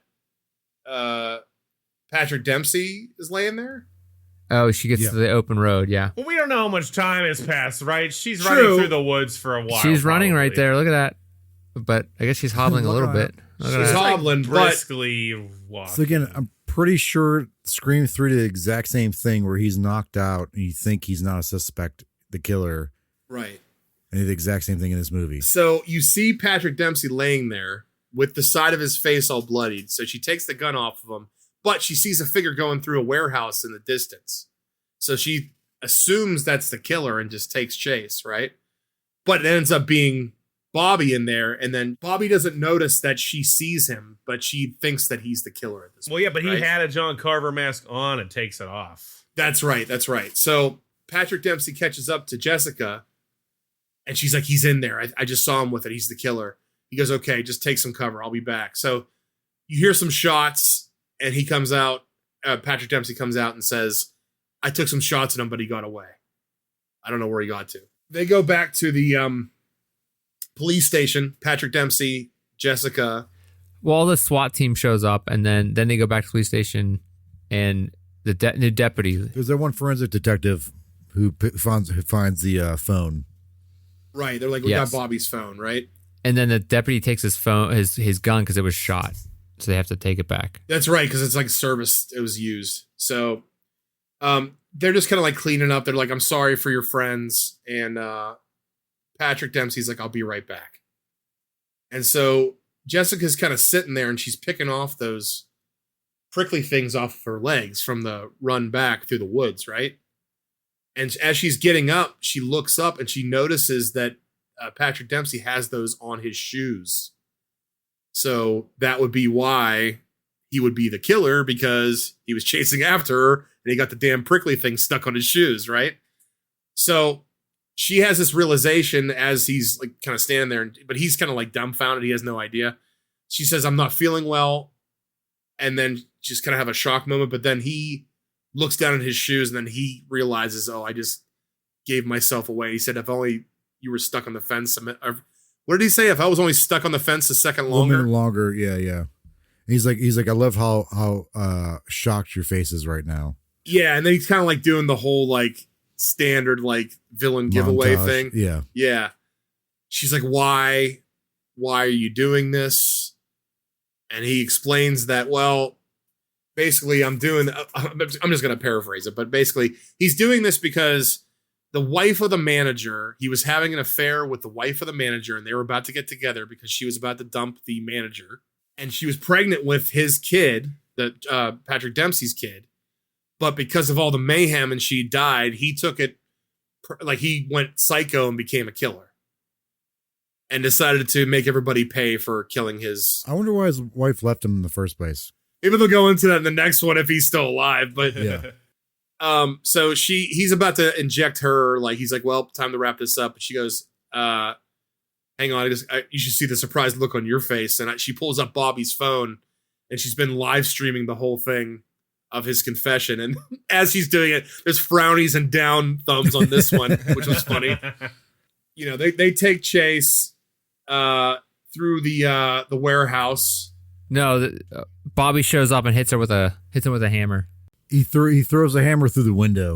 And then that's why she jumps out with Bobby, and then they take chase. And then he chases after them through the warehouse, and he says the line of the movie, "This year there will be no leftovers." Yep, it's even on like the front cover of the movie. Yeah. Like it made people like laugh in the theater apparently when he said that. So He like yelled it. He delivered it just fine though. yeah, he did a really good job as like as the killer in this, I think. But they start chasing like throughout, like he's just doing like that standard killer chase. They're like hiding multiple places. And they start to fill up the one of the floats with a propane tank? It's probably helium tank, like some kind of like It's flammable. some flammable, Yeah. some flammable. Yeah, right. So they're filling up the float to distract them. And they go out to the truck, Bobby's truck, the tow truck, and they try to get out, but Patrick Dempsey ends up grabbing. Is it was it part of the tow line? Yeah. Yeah. He pulls it on one of the girders in the warehouse and ends up trapping them. So he's just doing that killer like slow walk toward him, you know, like as he does. And she takes aim with she puts her mom's bracelet into the blunderbuss, right? Yep. Takes aim at the float behind Patrick Dempsey. It's a callback because before earlier she's like, I one shot a musket and almost blew my face, almost killed me or something like that. Yeah. For a commercial. Well, throughout the whole movie, though, they're zooming in on that bracelet too. It's really important. It Keeps got calling caught on back. the fence. Like she kisses it goodnight. Like yeah. Oh, that's right. That's what she says. She goes, "Hey, Sheriff, you're right. No leftovers." And then she shoots the float and blows it up. To which you hear Patrick Dempsey like scream, and he kind of goes off screen. That He he's goes, on fire. Jessica. Yeah. I don't understand. Like, okay, where does the blunderbuss come from again? Why does she have it? It's the guy and his dad have that like. But how did it get in the? Because he had it when he was with his dad in that truck, and he shot it because he was going to shoot it at the game. But that wasn't the same truck. No, it wasn't the same truck, but they were in the warehouse earlier for the parade. So they might somehow have ended left up in the there. dump truck. Okay. Yeah. Or the tow truck. But also, she shoots that balloon, which wouldn't cause it to explode in flames because there's no flames. Depends on what kind of. I don't know. It No, the depends. gas wouldn't explode unless there was a flame. Oh, that's right. Yeah. So unless there was, that's a good point. Like, what makes it Gunpowder in the explode? blunderbuss. Yeah, but that propels the bracelet. Now But we're that- getting into real science here. Like, that's what I don't get about that. It's like, okay, it explodes. I get it.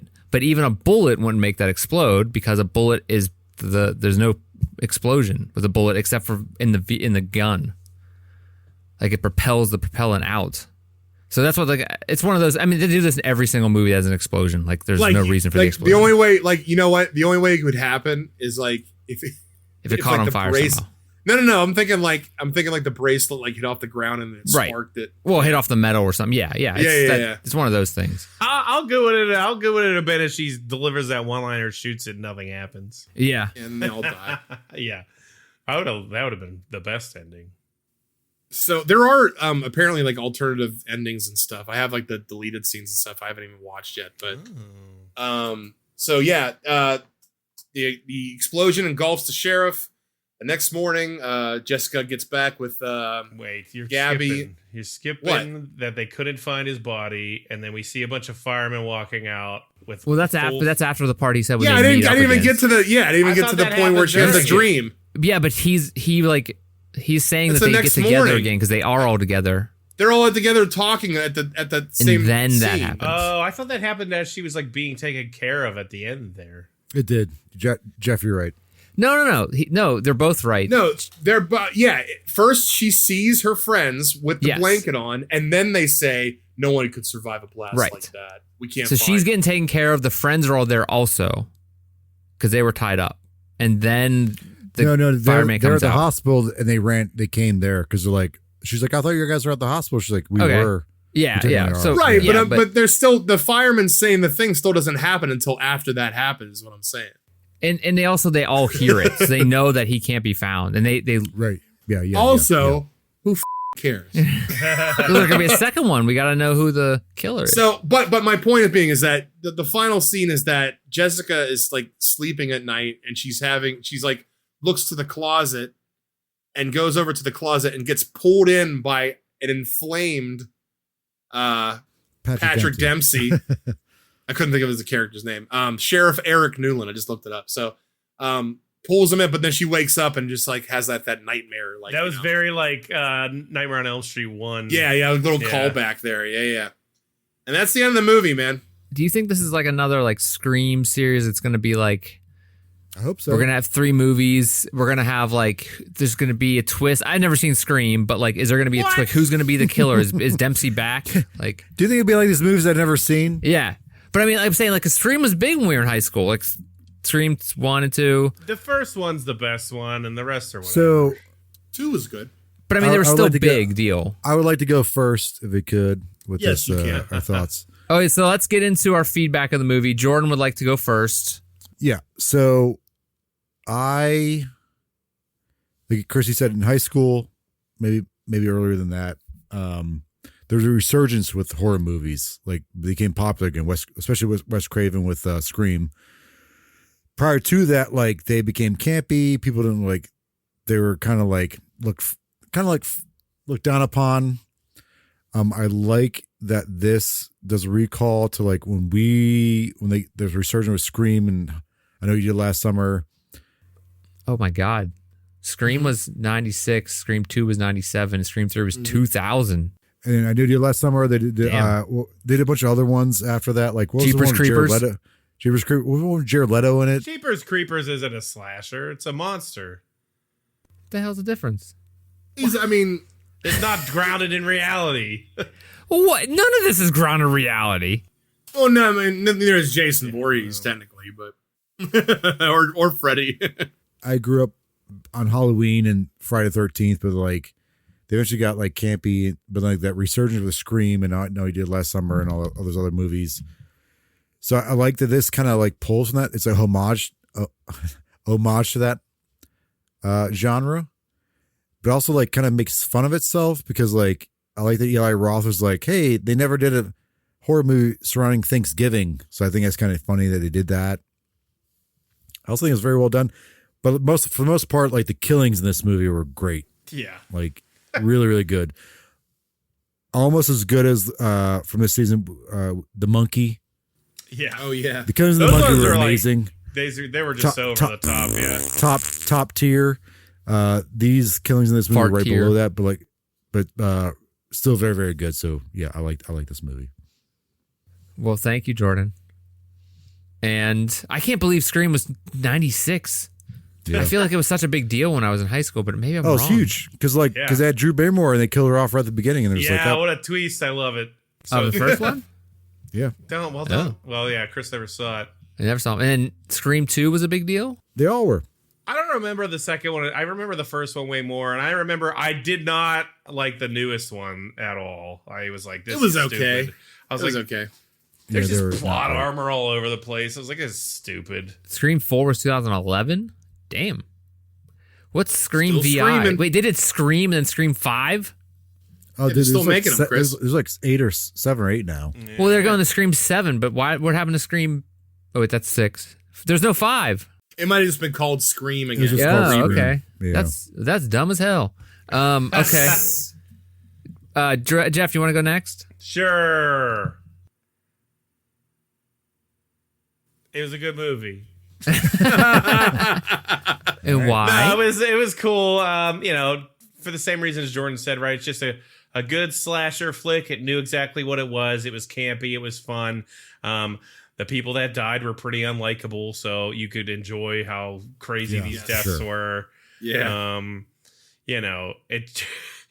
It was just it was a fun new slasher, and I like that they did do something on Thanksgiving, particularly because us trying to pick movies that made sense for this stupid holiday were like very difficult. So I'm not sure what we're gonna do next Wait year. till next but year. hey, Yeah. this year we did it. So hey, but yeah, no, it was fun. And like I said, this is the second time seeing it because I wanted to see it before. So my lady and I watched it. She really likes it too. She even watched it with me again and was like, "Yeah, I really like this movie." So yeah, it's just a fun slasher, and it's cool to see it, be self-aware and campy, but still be like done well, right? For the most part. That's a very good point. It's very self-aware. That's good.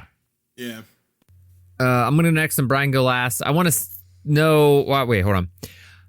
I can't believe Scream 2 made... Scream 1 made $173 million on a $15 million budget. Scream 2 made $172 on a $24 million Scream. That's insane. Man. Summer of slashers, dude. Slashies. Okay, so I guess what's a slasher version? Is Final Destination a slasher? No, because there's not like someone slashing in it. Yeah. So but, wait, would the Carver guy not have? He wasn't a slasher because he smacked that guy with the shovel and he baked that girl. Yeah, and I guess Jeepers Creepers is too. Now I'm thinking about it. Even though I feel like he was like more of like demon, but I guess it could be a slasher. Like Jason is. Halloween is. It's hard to like define because some are like a monster movie and some are like a Psycho slasher. is technically a slasher. Flasher. He's a flasher. Yeah, So, hey, you like this? He's not a flasher, but he when she was in the shower. What do you think about this, psycho? My pants. God. Can I slash you with this? Texas ma'am? Chainsaw Massacre. Can I stab you with this? Captain stabbing. Terrifier. That's definitely a slasher. Okay, so is it a slasher? Terrifier, God. I don't think it's a slasher. I mean, That's like a monster. He's like preying on your fears. He's like, I don't know. Monster slasher? Maybe. I don't know. I guess. Because Jeepers Creepers. Is there a second Jeepers Creepers? Jeepers Creepers is There's not like coming 3 or up 4 under of them. slashers, though, when I'm looking. Genre over here. I don't know. genre over here. Show me your genre. Genre police. Yeah. That guy that made that got in a lot of trouble for some stuff. Ew, you can't watch that. Candyman. Yeah, I guess that's one. Oh, what's He's a slash. Candyman? What's a Candyman. A watch keeper over here. Keeper of the watch over here. I Okay. don't know. Yeah. Oh, well, okay. I'm sorry. Is Night of the Living Dead a slasher? No, it's a zombie No. movie. Okay, well, there Zombies you just go. want to eat. There's a ton of them. Yeah. Okay. So I never really liked these slasher movies. Oh, hold on, Chris. Hold on. Okay. Monster slasher movies. Jeepers Oh, there you Creepers is go. in it. Jeepers You know what else is in it? Creepers. Tusk is in Oh, it too. God damn it. Ooh-wee. Grace of them all. Oh, the faculty's in that. Okay, it I haven't is in seen it. that All since right. it came out. Faculty's good. It's a So I good guess one. there's a subgenre of monster slasher films. So there you go. What's Swim Fan? That was big when we were in high school? Swim Fan. Wow. I haven't What heard was of that that? since it came out. I don't know what the hell that It's is. that's a movie. I never heard of it. That's a was movie. Was it a big deal movie? I remember it being popular at the time, but I don't think it like after release. Who's in it that? Devin aired. Sawa's in that? I don't know, maybe. Got some Sawa for me. You got some sawa? Wait, did he get in trouble? Can I get some sawa on that? Get a little splash of sawa. Oh, wait, I think he passed away. Devin Sawa? Who am I thinking of? Yeah. No, he did. No, Devin Sawa didn't pass He's away. dead. Yeah, he passed not away. dead. No, the kid from, what's it called? Passed Devin away. Sawa. Sidekicks passed away. What? The kid from Idle Hands. You ever see Idle Hands? Yeah, he's still alive. Is that Devin Sawa? Yeah. No, Lance? Okay. Yeah. Yeah. Wait, Wait, who am I thinking of? He was in Hard Eyes. You're thinking of the kid from Sequest. That's what I was trying to say. Oh, that's yeah. No, yeah. I'm thinking of the guy was with who's That's the what I'm other thinking guy? of, Brian, you're right. Yeah, I knew it. I'm I thinking knew of it. Matthew Lillard. Is he dead? Jonathan Taylor Thomas? No, Matthew Lillard's still. I shouldn't be laughing about this. These people are alive. These people are alive. Stop it. Wait, who's Stop the Devin telling Sawa? me- Yeah, alive. Devin Sawa. Well, He's alive. Who am I yeah, he thinking was of then? he Who was just in died? Hard Eyes. I don't know. Matthew Lillard? Did he die? no, he's No. alive. I don't know. Chris. Dude, he was in that Five Nights at Freddy's movie, for Christ's sake. I don't know. I'm asking. Okay. Just ask if random actors are dead. Yeah, who's fucking dead? The movie. Fucking dead the movie. At least I care enough to ask. Dead the movie. Cole in the movie. Okay, so how do I think about this movie? I don't like slasher films. I've never really liked slasher films. I thought they were all kind of dumb because of those plot holes that there's in there. I've never enjoyed one. The way people act just me off. Yeah, But I've come to appreciate them. I've come to like them a lot. but I think there's a fine 'Cause line I don't know there. how I would act. How would I act if someone's, Yeah, the older I What get, kind the of more dumb I'm like, would I be? the more I'm like, oh, people are pretty stupid. They might actually. Yeah.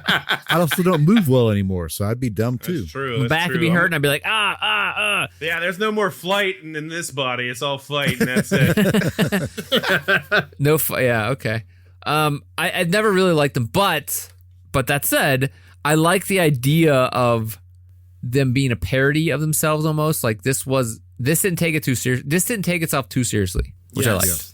Yes. Like and the one reason why I actually have to give, and I'm going to say this now, you have to give it a thumbs up, is because it made me want to watch it because I wanted to know who the hell did it the entire time. Whodunit. He likes a good whodunit. Yeah, I don't like Patrick Dempsey. I think he's a weirdo looking dude, but Patrick You're just Dempsey. jealous. You're jealous. yeah, he's too adorable, and I'm upset. I'm jealous. He's too handsome. This guy's too pretty. Get him out of my sight. He's too adorable. But Face Man, on the other hand, the owner of the store, I hate him. That made me hate. It made me angry when I look at that face. Should have been happy that he was puking then, and eating his Yeah, wife. yeah. But then he'll survive, so maybe he'll die in the second one. Yeah. But so I'm gonna say that like I may like a slasher movie because this one took itself not seriously. Like it was not serious on itself. Brian, you're next. Okay. Yeah, dude, I've actually been putting off this movie for a long time. I was really looking forward to watching this movie myself. I just never took the opportunity because I never either like had someone to watch it with or I just never found the time until now. So that being said, I thought it was great. It's exactly great for the reasons you guys said. It's like the tone of it is great. I think horror movies should have like, yes, they should be like scary, but they should Self-aware. also self-aware, and they should also Yeah. have like a little bit of fun to them. They don't have to, but I think It depends on the type of movie, but yeah, Yeah. it worked for this, right? it worked for something like this, right? I love movies like this. I love the horror movies that feel like a fun house sometimes, but again, like this movie went pretty brutal for the kills, but it's also very creative. Like it's not like it's definitely like harsh in terms of like violence, but it doesn't like sit way too long on some of it. But I wouldn't say that for every kill. Some of it's pretty rough, so I wouldn't eat during this movie. Like Jordan said, don't be snacking on burgers during It was this. a Don't mistake. don't eat a plate of spaghetti during this one, guys. Yeah. Hold off. Have an Italian ice and just relax. Yeah, A but lemon one. yeah, that's Hey, a great best one. No, but I love the tone of this movie. I thought the humor was great. I can't wait for the second one now. I'm looking forward to it. Yeah, great movie. Thumbs up. Well, thank you, Brian, and thank you for steering the ship. But let's go around and get our review now, or give our PAL rating. I'm going to go first because I already said mine, which is a thumbs up. Although I'm not I'm giving a cautious thumbs up in that I said the mystery was good and it was a parody of itself. Like it wasn't taking itself seriously, and that was was fun about it. It was a fun watch. You're doing that thing in Gladiator when he like gives the thumbs up like begrudgingly. Yeah, I'm like I'm just a knuckle up. I'm not thumbnail up. Knuckle up, Chris. Yeah, I knuckled it up. Old Knuckles. Yeah. Jordan, what do you got? Nothing but Knuckles. I'm gonna give it a thumbs up. I do like I said, it's a nice homage to horror movies when I was growing up. Even once prior to that, it doesn't take itself too seriously. Acknowledges like some of the campiness of a lot of those old horror movies. Plus the kills, man. The kills are great in this movie. Awesome. So Yeah. It's insane, man. Top tier kills. Great to watch with your family. Yeah. Get around the fire. Yeah. Jeff, what do you got? Yeah, give it a good old thumbs up. It's a fun watch. I can recommend it to anyone who even remotely likes horror or slasher films. And even if you don't, it still might be okay to watch because it is, like you said, a little goofy at times. Coming back to what we talked about earlier, though, I don't want to forget it, what the worst death was. Oh, yeah, And that's right. That's an easy one for me. It's being cooked alive. That's rough. That was hard to watch. That's the worst one by far. Before we go to Brian and get his review, but is it cooked alive? What's worse? I think the ear thing was worse. Slower though. It's slow. That's why. You think the ear thing was worse? I think it hurt. I mean, I don't know. I know cooked alive would suck. You don't die from the ear thing though, right? She didn't die from that. Yeah, but then she fell in the saw, and would suck. That was brutal. That whole thing was bad. Yeah. Yeah, she had I guess being cooked alive would be bad. I don't know. You would die pretty quickly, maybe, because you wouldn't be able to breathe in there. Would it be quickly? I guess. I don't know. Well, yeah, you would asphyxiate so quickly, no oxygen. So, Brian, you said the cooking? Cooking, but I would say like the fact that the father almost had to eat his wife's part of her leg that was cooked in front of her and beheaded. Yeah, that was pretty rough. I mean, he didn't even eat her though, so nothing happened to him. He just threw up. No, but he almost did. He almost was. I'm saying, like he. But what's the worst? You're death, acting though? like you're like. Wait a minute. He had nothing. He just had to look at his beheaded wife and get chopped Yeah, up. he didn't even, there's no pain, no physical pain. Yeah, Other than when he looks in the involuntarily mirror. puke. He should have deserved the most of clearly out of all those Well, he people. was a dickhead. Yeah. And he's terrible looking. Well, what's the worst death then? Is it the cooked alive to you, or is it? Oh, for sure. Man. Yeah, cooked alive is pretty rough, man. What's your favorite death? Like then the fucking The grandpa?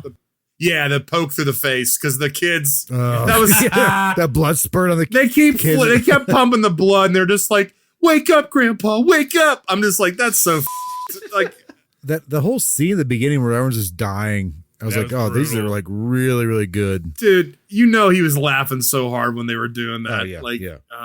this cracks me The up. lady in the dumpster might have been my favorite, just because it was so like, whoop, like whoa, just Yo, that was surprising. I didn't that was like the expect first that. like really gory one. Like whoa, Yeah.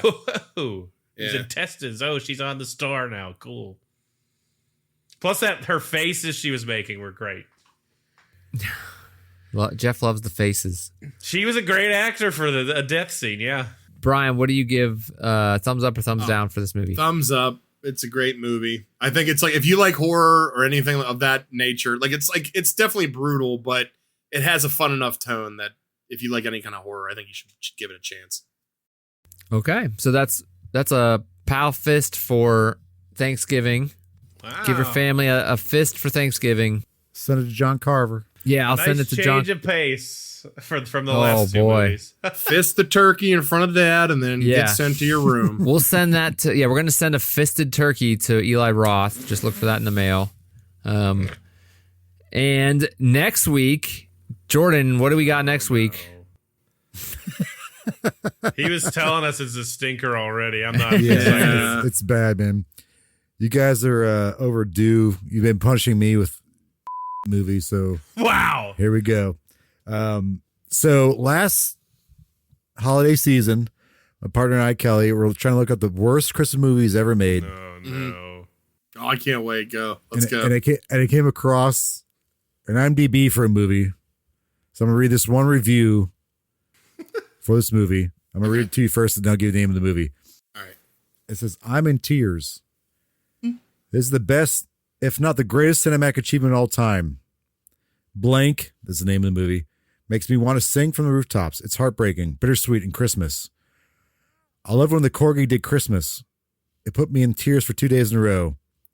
It's the only movie I could ever watch. I'd be in heaven. So I'm assuming this person is being sarcastic. Right. Right? But the fact they said, I love when the Corgi did the Christmas, makes me laugh. The username is XX Corgi Lover XX. Did you write this review, Jordan? Nope. No, I did not. Corgis. This is oh, we already had the dog, but it's not why we watch it, because this is one of the worst reviewed Christmas movies ever we came across. Wait, can we guess? Go ahead. Okay, Brian, go. What's a bad Christmas movie? A Corgi's involved. Santa's Sleigh? Corgis? Is it a Corgi Christmas? I mean, Corgi Christmas. Pretty much, yeah. Is that what it's called? It's called A Very Corgi Christmas. Oh God damn it! Is it like a made-for-TV movie? I'm pretty sure Like it's a Hallmark. I'm pretty sure it's a Hallmark movie. Oh, good. No. So every year we do Halloween movies. I think we talked about this before. Like we've never seen before. But every Christmas we always do the same Christmas movies. Like this isn't even rated. What the hell? Mike. I feel like we have to like hold hands watching this. There's a Royal Corgi Christmas after that. It's just, Is it free on Tubi or something? Free on YouTube. Free on everything. Yeah. It's so bad. So every year, like for holidays, like we have these set movies we watch. Christmas is like I always want to watch National Lampoon's Christmas Vacation. I always want Scrooge with Bill Murray. She always wants to watch A Wonderful Life. So we're like, let's try to do something. Let's find the worst Christmas movie we could find, and this is it. This is the one we came across. We watched it. It was dog, pun intended. It's bad. So yeah, you're welcome. Oh man, Thanks. A Royal Corgi Christmas is the follow-up. Looks like there's a follow-up. It sounds like a British one. It's that's different. It's a spin-off. That one's got 70%. Oh my God, this isn't good. I'm just looking at the picture. I'm not reading the synopsis. It's incredibly bad. It's very bad. I'm gonna raw dog this Corgi Christmas. But I think it'd be good for the podcast. Okay. Suffer for this for the art, you know. Suffer, you son of a.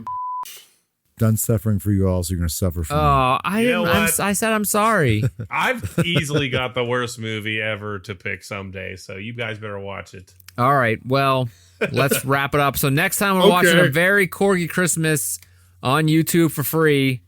Amazon, Tubi, everything. Yeah. Pluto. See you in hell. Thank you, Brian, for leading us through this movie, Thanksgiving. Thank pick, you Brian. for finishing your plates. How's it going, man? Yeah, Good pick. finish them plates clean. No peas left on. Yeah, thanks for watching, man. I was looking forward to that movie. I really enjoyed it. So. Please leave a comment on your podcast platform of choice. Please connect us on social media. All the links can be found in the show notes below. If you have any questions or suggestions, please send us an email at watchpals.show@gmail.com. All the links can be found on our website at watchpals.show. That includes a link to our Discord. If you want to join that, you can find us there. I want to thank Ben Miller for his logo art. You can find his work at the Instagram link below.